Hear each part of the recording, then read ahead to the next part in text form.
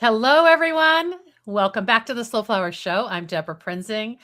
I'm wearing orange today because my guest is Caitlin Mathis of the Marigold Gardens. Hi, Caitlin. Hi, Deborah. This is the only orange thing I own. I wouldn't even call it orange. It's more terracotta, but The marigolds come in all kinds of shades that is of so orange. true. That is so true. And for people who maybe have been involved in slow flowers over the years, Caitlin has made appearances and other ways in articles. I think we did a special focus on marigolds one year Yeah, on we the did a meetup. crown around Halloween uh, That's right. with some autumn foliage, and then somebody else did a pumpkin, like a succulent pumpkin Yes, I was thing. really on theme that year. Yes, it was Eileen. Ironically, it was Eileen Thompson who was on the Oh, podcast yeah, earlier this month. last So week. anyway, I'm all roads lead back to the Marigold, and you have such a distinct business. You're based in the Finger Lakes region in New York, Ithaca, Groton area, and so maybe we can just start by you describing where that is in terms of zone and how did your business evolve? How did you just choose to grow Marigolds. marigolds? Yeah, so I mean, just to clarify, I have a small niche business where I only grow marigolds as far as the flower farm goes. I grow about, There are people who maybe just do lavender or maybe just do, yes. I don't know. I'm trying to think of what other singular crop, maybe peonies, but I Yeah. love it. You are the only monoculture farmer in the marigold space. Yes, really. I'm really occupying that You own corner. it. Yeah. Yeah. Let me go back enough. So when I moved back to the area, I knew about this CSA from this other flower farm, Plenty of Posies, who are incredible folks, Audrey Norberg. Um, and I wanted to be part of the CSA. I wanted a free bouquet every week, but I said, oh, well, my dad was a landscaper for 35 years. I can pull a good weed. Could I pull weeds for you and get a bouquet in exchange? Oh, I see. So you were just trying to use a little like bartering I system. was. I was just Okay. like trying to get in there, you know. Yeah. And then we just hit it off. They're all so amazing. So I worked there for a while on the farm, and then in 2019, Joan Thorndike had a article in ASCFG about the need for growers of marigolds on the East Coast. I think it was like, we can't keep up with the demand. We need people to be growing marigolds on the East Coast. I love it. And Audrey, my boss, was like, oh, well, that could be you. I was already pretty into marigolds. She's like, that could be you. And I was like, that could be me. And so so 2019, I think I grew like 19 varieties. So Gave it a go. you have this sort of gardening gene because your father has been a landscaper your whole life. Mm-hmm. You weren't intimidated by starting seeds or putting things in soil and all of No, that. and also my mom is an amazing grower. Okay. Also, Okay. so green stuff abounds. And you're like, well, why start with one marigold? I'm going to do 19 varieties. Yeah, That's well, amazing. and that's there's no need to be nervous about marigolds. They're so robust. Like you can really set it and forget it. Wow. With the marigold, they're always, they always battle through. It's really amazing. I think when I first started growing marigolds, I was so in love with the fact that they can look perfect out of water for so long. And you can start the seeds in a greenhouse and forget to water them and then remember, and then they come back like good friends do. I love the way you describe it. That's so sweet. They're just so they're so reliable. They're so great. So yeah, I did that first 2019 summer. Then I was still gardening other things. I had my own little garden, but had those 19 varieties. And then The next year was COVID, and I was thinking, well, let's go for it. So then it up to about 30. And then it's just been growing and pivoting. And so I consistently grow about 45 varieties of different marigolds. So when you started this endeavor, and shout out, as you said, to Joan Thorndike of Marigold Gardens in Southern Oregon, longtime Slow Flowers member. Mm-hmm. And I know you're like opposite each other in the country, so you have different growing zones, but that sort of is a little bit of a testament to what you're saying about the durability of this particular annual. And it can live in hot, it can live in cool, and a little bit in between. I think a big holdup is that we get a frost, and the marigolds get very unhappy when the frost comes. So when would that be, in the spring? No, so like usually around mid-October. Oh, I see. So at the very end of the growing season, you're trying to keep them going, and then you might have a surprise frost. Because we have, as far as marigold holidays go, we've got Diwali is always end of October, early November, and Dia de los Muertos. Also, my birthday is end of October. I love it. So there's all these reasons to celebrate with marigolds. And we have such a hard time here extending the season that long. That's true. Whereas in Southern Oregon, Joan's still going strong. Till you all have it so easy. So easy. Did you, in 2019, when you grew 19 varieties, you didn't have a name for the business yet, did you? Okay. So when did it kind of become your niche? When you got up to 40 varieties? Yeah. I think the next year I was like, well, this needs a name, something. I guess I'm doing this. And so the Marigold Gardens actually was a nightclub in Chicago back, I think, in the 20s. Yeah, in the 20s. Oh, wow. And they had like boxing, and Annette Hanshaw, who is this great singer, who I loved anyways, got her start at the Marigold Gardens. And so I was like, I'm also a performer. I was an opera singer, or I am an opera singer for a long time, and I've done cabaret for a long time. So I felt like a nightclub title was Roaring 20s kind of vibe. Yeah. I love that so much.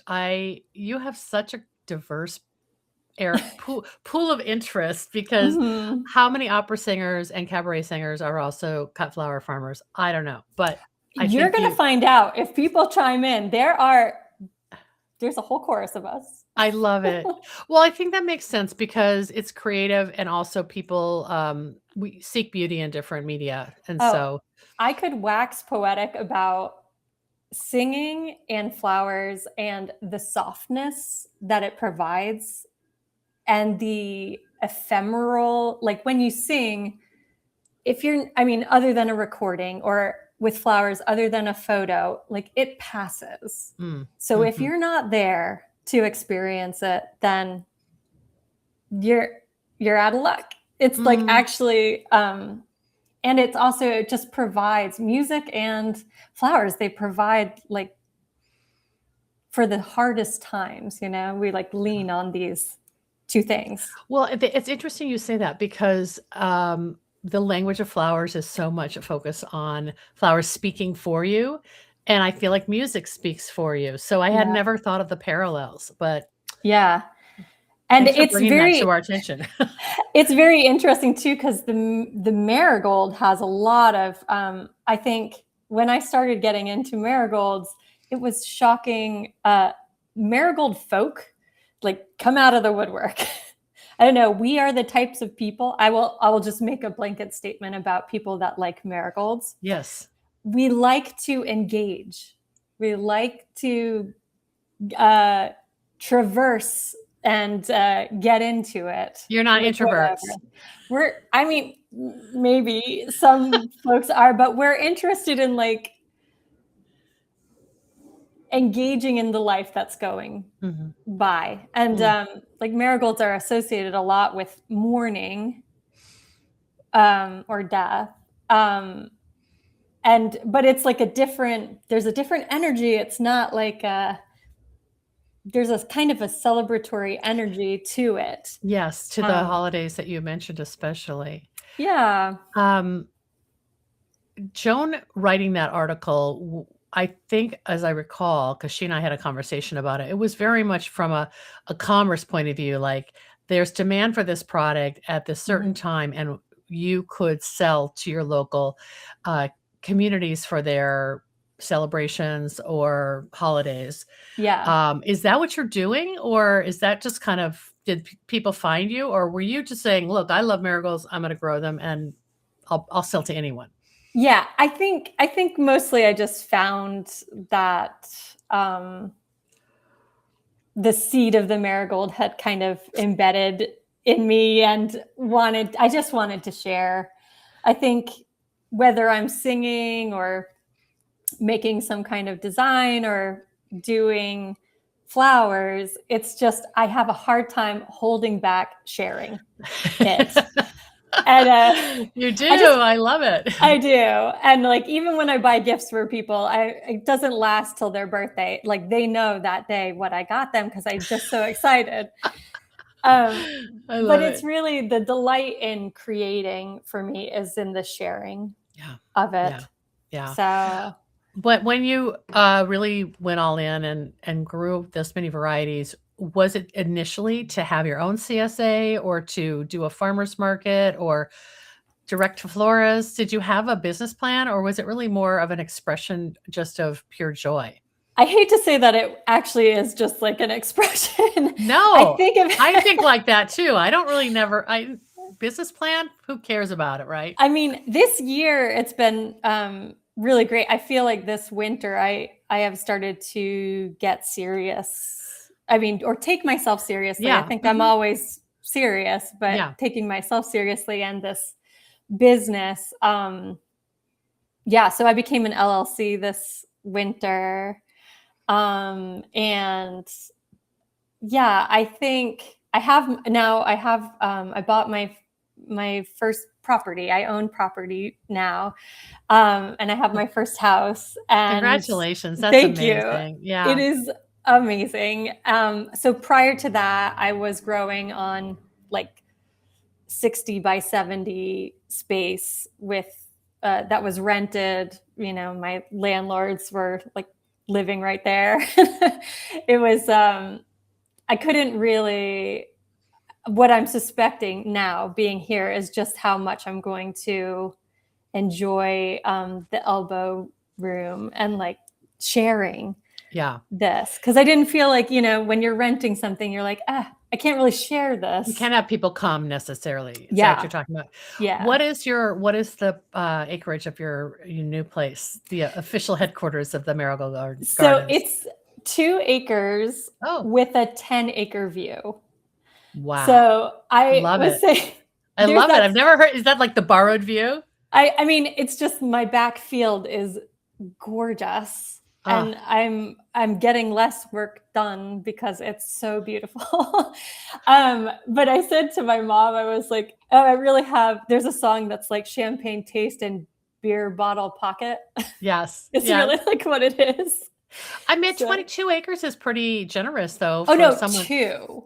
Yeah, Yeah, two. just two. Yeah, But some people are farming on a quarter of an acre. So yeah. are you utilizing all that acreage, or are you obviously you're new in the property, so you're building up to it maybe. Yeah, this is really, I'm trying to pace myself and let the land kind of tell me what I can handle. Mhm. I did get it, the farmer that farms the back field Yeah.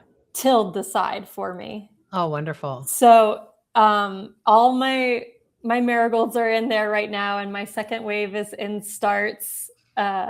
Yeah, you showed So me the one right behind you. I see it Oh on the yeah, desk. that's in a little anchovy thing. But it's gonna be, I would say, 3 times the amount of marigolds, just the quantity. Wow. And talk about business plan. I don't quite have a business plan for like, how am I going to utilize all these marigolds? Yeah. But I do sell down at the farmer's market, and I have like bakers and botanic dyers. And I am really hoping to be able to bring people out and to enjoy, I don't know, we just really need bucolic experiences. Yeah. As a With general flowers. as a Yeah. general statement, everybody, we need some bucolic experiences. Yeah. For sure. And you have on your website one product of which is the garland. Are you Mhm. going in that direction? I think it was maybe not like maybe sold out or something was the Uh, listing. Or are you still, I mean, obviously it's not unless you were doing dried marigold heads in garlands, which maybe you do. I don't I know. do. Okay. Yeah. Actually, there were two babies this winter born and named Marigold in Ithaca. And they were like, do you have any dried garlands? And for sure. Yeah. Oh, that's so sweet. Wow. The garland is really, that is the product I feel like that I sell the most of, and kind of the form that it takes down at market. I just do these big installations with 22 garlands on a weekend or something like that. And um, that's kind of how the dress came around. Yeah, yeah. We'll shift to that in a minute, but I want to just stop for 1 second on the garland because I think people are really enchanted by garlands. I don't think that it has to be fresh. I don't think people can even sometimes tell the difference because of the nature of how marigold flower heads hold their form when they dry and their color, right? Yeah. Another reason that Marigold is amazing is that it really is a product where there's no waste. Say Mm. I make a garland, it doesn't sell at market. I dry it, and then it's wonderful dry. Hmm. Um, For later there's use. Yeah, for later use. I have there's a local performance venue and pizza place, and every end of the season I have brought like my extra things. Like if I'm just like I cannot sell these Yeah. anymore, I've got to pivot.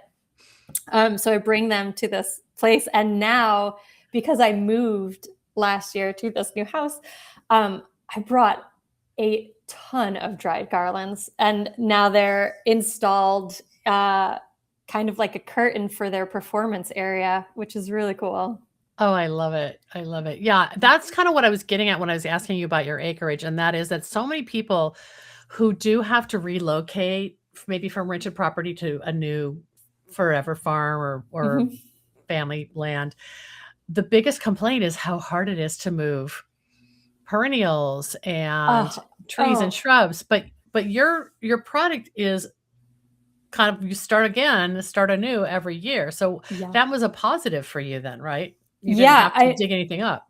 well, yes, I did have a very emotional leaving of the old garden. It is so hard to leave a garden that you've put so much work into.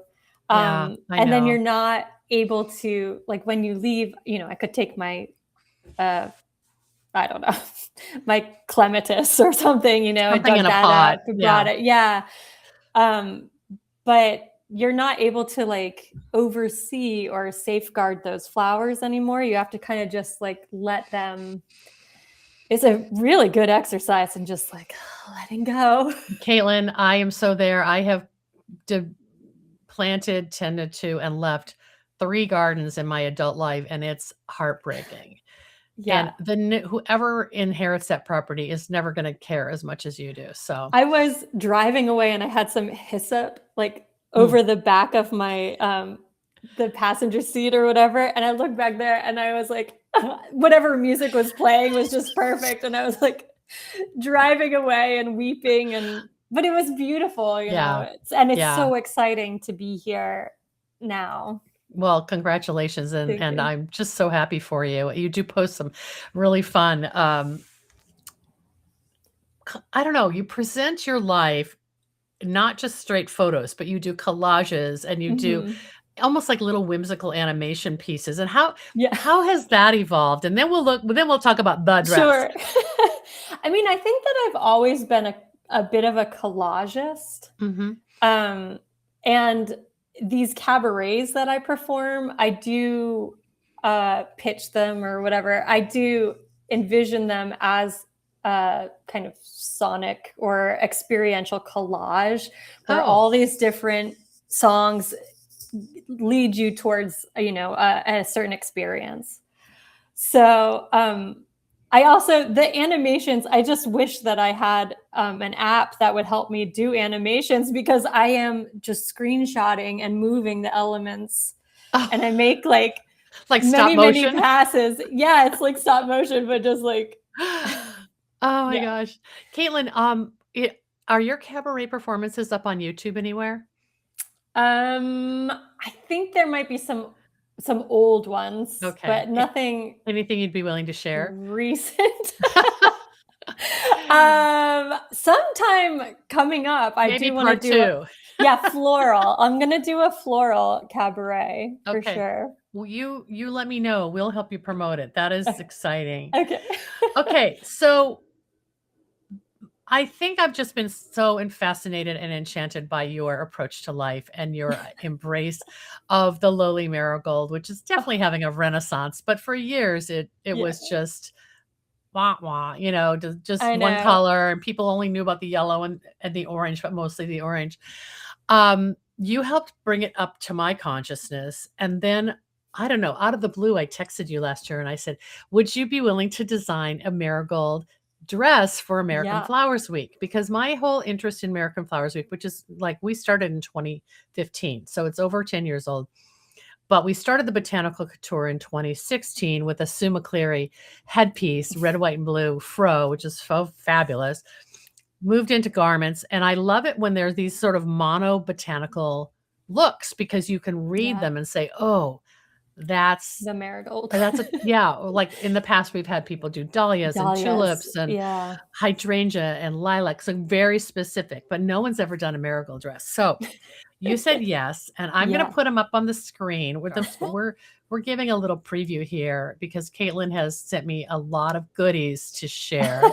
Ooh la la. Now this is kinda collagey, isn't it? Yeah, it is.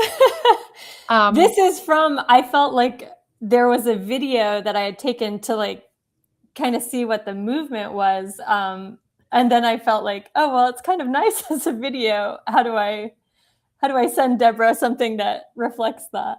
right, so these are, like, almost like screenshots of different poses. Yeah. Alright, so I see what you're talking about with the garland. I also like, with the draping and all, I also Hmm. see the incredible diversity. Um, Yeah. One of the biggest challenges people have is how to get this thing to wear like a garment. So Mhm. wearing a black leotard underneath probably was the perfect way to, uh, don this thing. But give us a little bit of an introduction to your inspiration and how you created this. So I had made, it's essentially a halter top and skirt piece. I had made a halter top before without Oh, a shirt that's right, we underneath talked it. about that, yeah. Oh, with like a real It was, skin exposed yeah, halter it was a top. much sexier dress, or sexier, piece. But for this, it's actually, just to tell you what's underneath, I have like giant men's Okay. pleated pants on, and I cut them off and gathered them kind of high to make um, kind of a panier Mhm. shape. So Mhm. I also stuffed the pants for some structure. So some volume. Yeah, like I had giant thighs. It was like these bubble shorts. Oh, they're And very it looks so flattering on you. I don't really believe it. But yeah. Well, I also, another performance thing is, I do, one of my inspirations for the silhouette for this is that last year I did a Marigold Club called the Marigold. Yes, I And saw that there, on your website. I love yeah, that. and it's all medieval. Like all the imagery that I made was medieval. So lots of page boys and things like that. And um, also in my opera career, I do sing a lot of page boys. So this silhouette that's like the structured top and then the kind of poofy shorts Right, underneath. right. I see that in the silhouette now. Yeah. Okay. So that's like at the core of it. There was this there's a picture of from probably the 40s maybe, of a woman in a page boy costume and with a sword, and I think that was kind of at first the inspiration for this Mhm. um, Mhm. silhouette.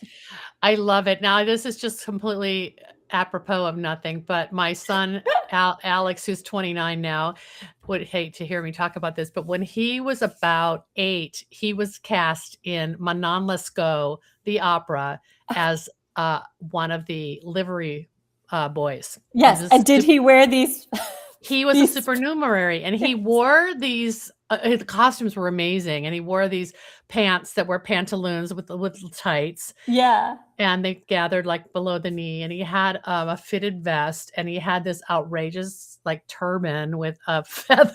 Yeah. I loved Opera. it. I loved it. It was his only exposure to opera. I don't even know Yeah. how it happened, but, you know, he didn't get paid or Great. he didn't get paid or anything, but I got to stand backstage for every performance. So anyway, it was at Seattle Opera. It was really amazing. Yeah, that's a big So deal. yeah, so I'm gonna find that photo and send it to you. We will not publish it or I will be disinherited. But I see that your opera experience and your cabaret experience, like you know a costume. You know how to Yeah, yeah, communicate a look. yeah.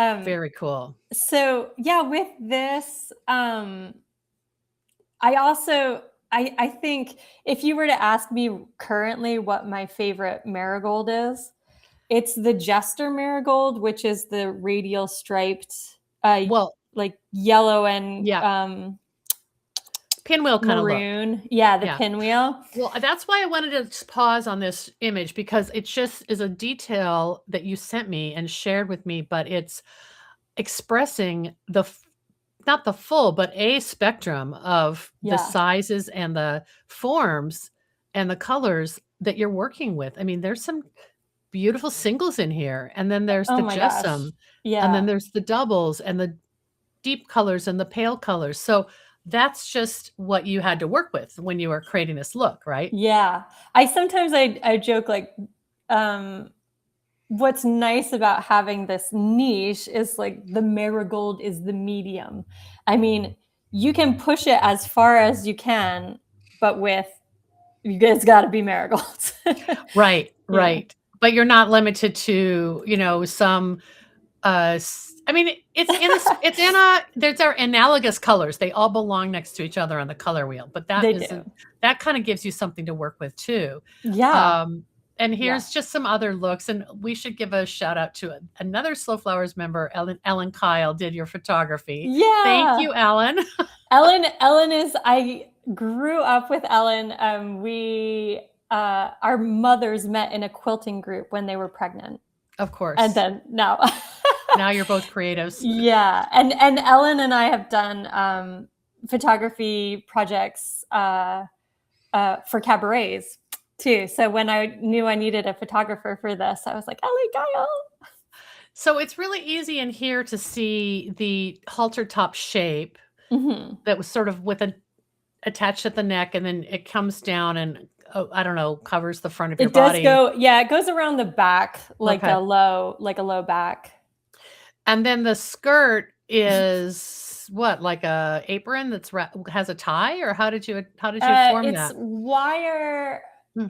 It's essentially like when you make a crown, Mhm. and then you can make like the little loops and Right. gather with the string. That's essentially the structure that all the skirt is based on. I have a belt Yes. there. So these long strands were attached as if you were just making something like one strip, but instead you've got these Yeah, loops. and then there's like a little chicken, or there's the shorts to like Yes, hold the it up puffy as a shorts. structure. Yeah. So adorable. I love these details, and this Yeah. collar is insane and kind of fits that page boy look too, doesn't it? Yeah, so you would have like this very strong collar. I mean, another reason that I was going to say with the jesters, you can see I kind of they're given prominent Mhm. placement, like over my heart, if you will. Um, Right here above yeah, where okay, so it looks like you really see the green detail of the the flowers. stem. So did you make a separate piece then? They're all set. I mean, everything is on its own wire. Okay. So, and then I really did build it like draping kind of. I love it. I love it. I love that little it's almost like a medallion on your chest. Yeah. Yeah, the Um, swirl and the green, it really does pop, there. you're right, and it's because of the way and that you see that on strands and garlands too, right? Because Mhm. there 2 ways to make a garland. One is to thread the needle through, like, vertically through the flower, and the other is Mhm. to go crosswise, Yeah, and are you there can. reasons why? I mean, not really, other than like what you want to be looking at, as far as I know. Um, so I have both types here, or I utilize both kinds of ways of threading Yeah. that. Yeah, I think the jesters here are through the side because they are single petal. Um, I think that gives more, you have more opportunity to see the face of the flower. Yeah, and it's a smaller flower head. Mhm. It's Jester, jester. Yeah, or harlequin. Oh, Um, harlequin, yeah. so similarly to the silhouette, the harlequin silhouette is really this also. Is Oh, the like this and then the poof. tell me about this collar. It's just stunning. It's so Okay. much bigger than everything else in terms of texture. It has such a rough vibe. Yeah. So they're like a chrysanthemum style marigold, and this is called Mission Yellow. And it's a Johnny's seed. And I actually didn't I grew a different kind of Mission Yellow, not the Johnny's one, but my mom was growing these when I got there.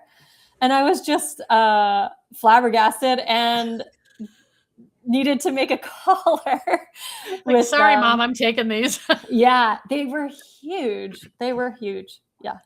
Wow.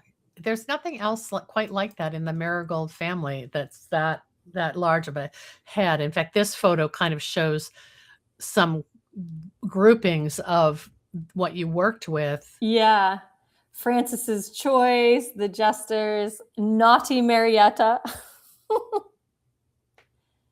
Yeah, just a ton there. Actually, do you have a list? Because I think people would want to know what you used, and we could put it in the show notes. Yeah, definitely.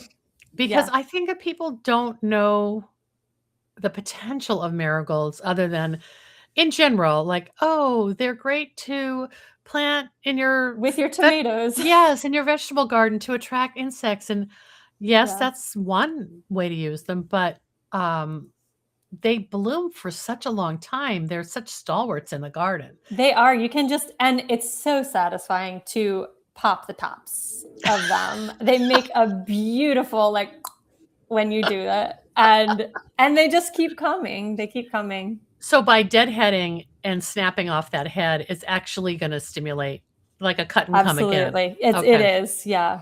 What Yeah. about this pale yellow one on the bottom? That's a really pretty color. Okay, so that was a seed I saved. Or it was a mutant that I Oh, saved from the year before.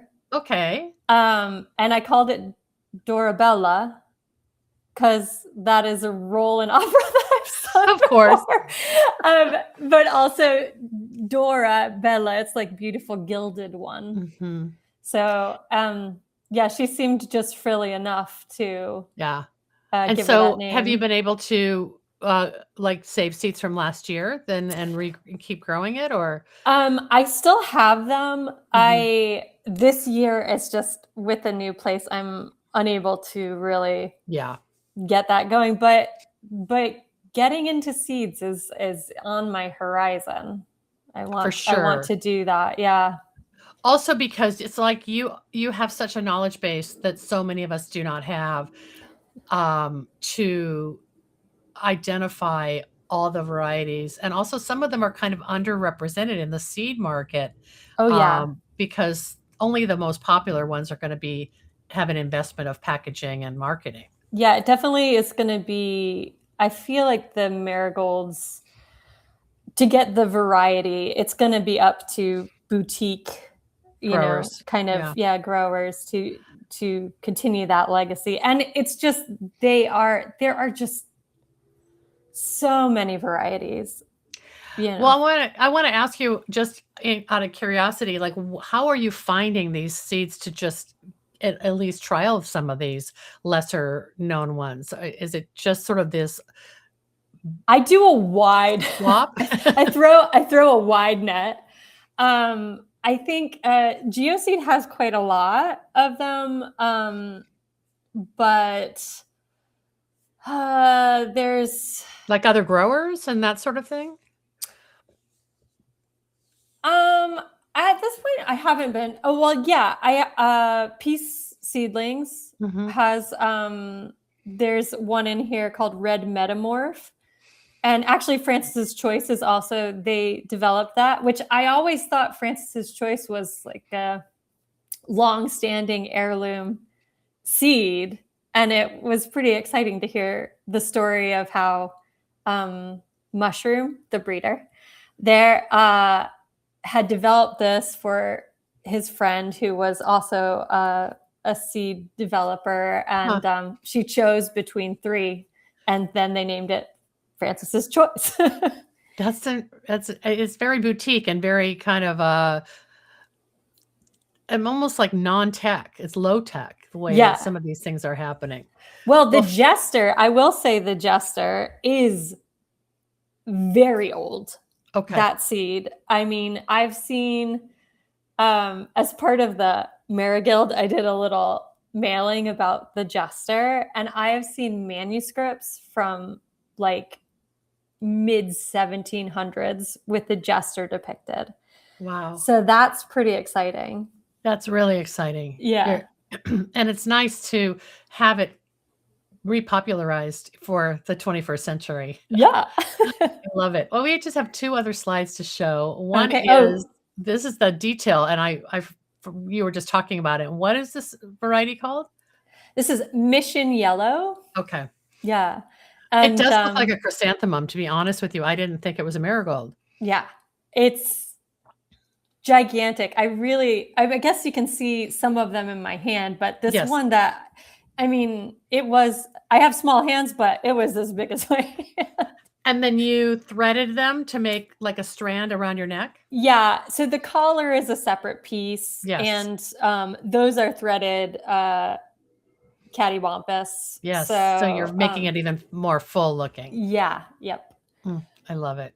They do that style of threading.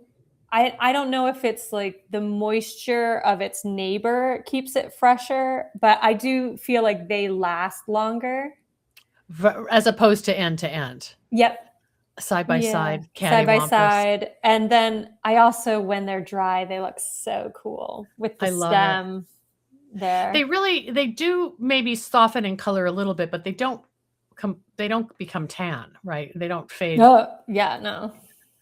Well, I love this photo, and you look so serene. The As we were taking the photos, it really felt like just talking about like historic influence. There's all those kind of the embodiment.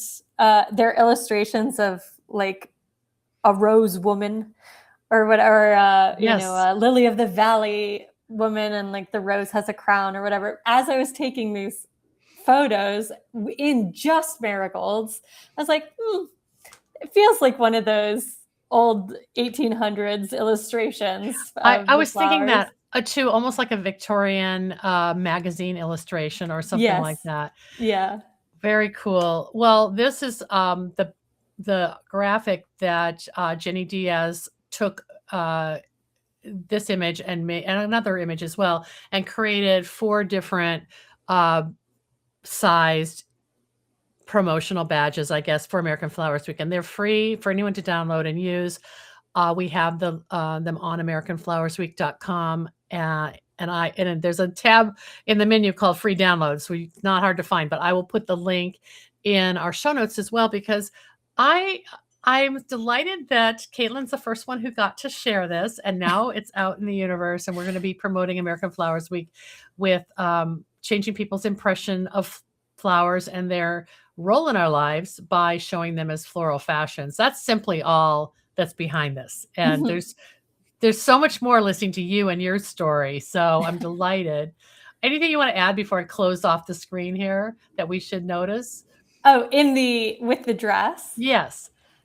Um, The longer I look at it, I start seeing that you created a textile with a pattern, like a print. Yeah, it really is draped, and all the I think what I love down at market at my stall is making these installations. So it was really fun to kind of install it on my body. Right. Exactly. Yeah. What market is that you are at? So the Ithaca Farmers Market. Okay. I thought that Yeah. was it. And I'm going to see if I can close this out now, just so we can get our bigger heads here. I love the idea of draping it on the body. The biggest challenge, I think, for Botanical Couture is having something that doesn't like crash out and wilt while you're working on it. And so Marigold is like you were saying, a perfect medium. Yeah. And there's no rush, other than some of the single petals, like you don't want to, crush them, or, they could get bruised, and you don't want it to look like that. But there's no rush to be like, it's hot out. Like, let's go. Right. And I remember what that brings to mind is in 2021 at the Slow Flowers Summit that we had at Filoli in the Bay Area. We had a stage. We had to do everything outdoors because it was COVID. And Sue McCleary. Oh my God. I was going to say, is it that installation with the marigolds? Yes. So Sue McCleary was our keynote speaker, and she was going to partway make an installation on this stage, this outdoor stage, and then finish it during her talk. But she was just reliant upon using whatever flowers people brought. And Hannah from Full Belly Farm had brought these big, they weren't as big as that giant one, but they were big-headed orange marigolds. And most people were shunning them, oh, no, that's not my palette. And Sue took them and really changed people's impression of how to use something, especially for out of water, like you were saying, multiple days. And in the heat, it was in California in June, and they were great. Yeah, I'm really playing around with, when I make these garlands, just how am I storing them? Because there's a little bit, I think maybe they're a little like zinnias, and they don't need it to be so cold. You can have they don't like to be refrigerated. They do, but they might like even more to not be. So, because at the end of the season, I tend to just hang them outside after I make them. Yeah. And so it'll be cool this year too. I have a basement. Yes. So we'll see what happens down there. Do people ask you to ship them? I mean, is that something you've gotten into? Yeah, it's a lot of work. Yeah. To ship stuff. It's got to really justify the cost. So it'd have to be a custom commission. And I mean, they can do 2 days in the mail and show up and be dynamite. And if they're dried, no big deal. Those ship great, and they're really light. They become lighter weight as they dry, right? Yeah. So maybe I should just say, oh, let's just do the dried for I'm just shipping. trying to picture what your life is like when you're working all day and then you sit down at night with like what is your material you use, and do you just sit there like listening to opera music while you're threading these strands? Sometimes. I think I was in a pretty big groove of, I mean, Saturday is the day that I do market, and Yeah. it's usually, I would say, early July, mid-July, I have enough quantities to be bringing them there until, and then I go through to Thanksgiving, because I Yeah. think the dried make really beautiful, you can lay it Table out. garlands. Yeah. Oh, yeah. Put some twigs on your table and drape the garland. But so Friday or Thursday, I'll do a big pick and store them. And then Friday night, I will probably watch Jurassic Park and get to doing the threading. But I do, I mean, I'll listen to the Slow Flowers podcast or opera or whatever. What is it a type of needle and a type of thread that you prefer to use? Yeah, so I have two different kinds of needles. One is just an upholstery needle, which is what I use the most. Because it's longer, right? That is the lay needle, which is a foot long. So you can, LEI, lay yeah, needle. Okay. and you can measure Mm. as you're going along. You're like, oh, I've made 3 feet of this Wow. garland. Okay. But I tend to, I don't know, my pricing, I need to get my act together, but I tend to say that it's 3 feet and have it be my entire arm span. Like a full restriction. Yeah, it's more like 5 feet. It probably is. Yeah. Yeah. But it's so easy to I really like using just cotton thread so that people can compost them. Oh, sure. And a lot of that cotton thread, I know I've seen them at quilting stores. Like it's of course, you're the daughter of a quilter, so you probably already knew that. Well, I had my grandmother was a huge crochet filet person. Yes. So I do have all this string. So pretty much I use that kind of cotton string for garlands, or I just love a bulk buy, like at a thrift store or at a used fabric store or whatever, salvage store. And so I have a couple giant things of thread that a stash. I use. Yeah. Yeah. But just last year I started doing, when I do crowns down at market, I just put them on wire. Mm-hmm. And I just do the full complement. I make it kind of long. Right. And I put it on wire. So you can just, similar to the dress, you can just kind of tie a bow or tuck it and have a little extra volume and adjust it. It fits it fits everyone. You don't have to worry about the sizing. Or people can wear it however they want. Right. They could wear it like I don't know, like a headband or a neck piece or whatever. And then it's less, I mean, like I've said a couple of times, I really do like draping. Yes. But it's less ribbon or whatever you're using to tie. It's just I'm there with just the plant. The plant and the wire. Yeah, but I feel like, to me, I think of that wire like when I make kebabs. I mean, they just thread on and then you thread it off and you keep the metal. And maybe people will, I don't know, if you tell them, hey, you can remove these flowers when you're done, but maybe they just let them dry and enjoy it for a while. I think maybe I need to devise something like for an end cap, like an earring back or something, and you put it on the end. Right. And that way they can like kebab it.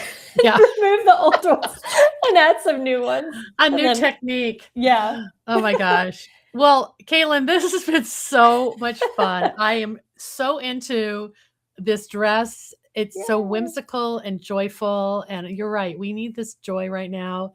We need more bright colors in our lives and more playfulness. And if you give me a list of your favorite varieties, we'll share that in our show notes. But Yeah. we do just thank you for helping us celebrate American Flowers Week. Yay, yes. It's great. And I'm going to actually send this to the people at Johnny's and say, hey, you guys should post this because I don't know. They sell a lot of marigolds. I don't think they sell as many as you grow, but it just captures people's imagination. And yeah, really and they're always, I feel like they are pivoting, you know, like I've seen a couple different varieties come through with what they're offering. We didn't even talk about gem marigolds, which is like they're really having a renaissance right now. Tell me about that. So they are Tagetes lucida, I think. I'm pretty sure. But people are using them as filler flower. They get 2 feet, 2.5 feet, and they're small. And their scent, if I ever have a naysayer, like I'm doing an event and someone comes up and they say, I've never liked marigolds, the smell. Right. I'm like, please sample this. And I show them the gem marigold and it smells so great. I make a simple syrup with it and put it in my coffee. I love it. Oh my gosh. And it has a very feathery kind of foliage. Well, and so that's sort of almost like the multi-branching kind of shape and form that gives it more of a use for a filler-like role. Right. And it also, when you let it go through the season, it makes these huge waves. So if there are any floral designers who are wanting, like, you know, those grass tablescapes that are amazing. If you want something else, get some old gem marigolds that have been dried because the swoosh is just beautiful. Wow. Yeah. So do you intend to have a whole plot devoted just to that to get that volume? Yeah. And I'm talking to a kombucha company right now about making a beverage with that. But I have to grow a lot more in order to make that happen. Yeah. Oh my gosh. I love it. I love it. If there's an application for Marigold, you're going to find it. Yeah. I love it. Okay. Well, we have to wrap up. Thank you so much. It's just such a delight to talk to you and delight to get this out into the world. Yay. And when you decide to do the Marigold book, let me know and I'll help you promote it. Okay, I will. But only if your Marigold Guild artwork is included. There'll be a whole renaissance. Well, share, no pun intended. Share a few of those with me and we'll put them in the show notes too. Okay, great. And that'll be more information on this at soulflowerspodcast.com, but also at americanflowersweek.com. We'll make sure that you know how to find and follow Caitlin. And are you going to let people join the Marigold Guild this year, or I haven't started it up. So, but sometime this summer, maybe. Yeah, maybe. Okay. Yeah. Thanks so much. This was a real treat.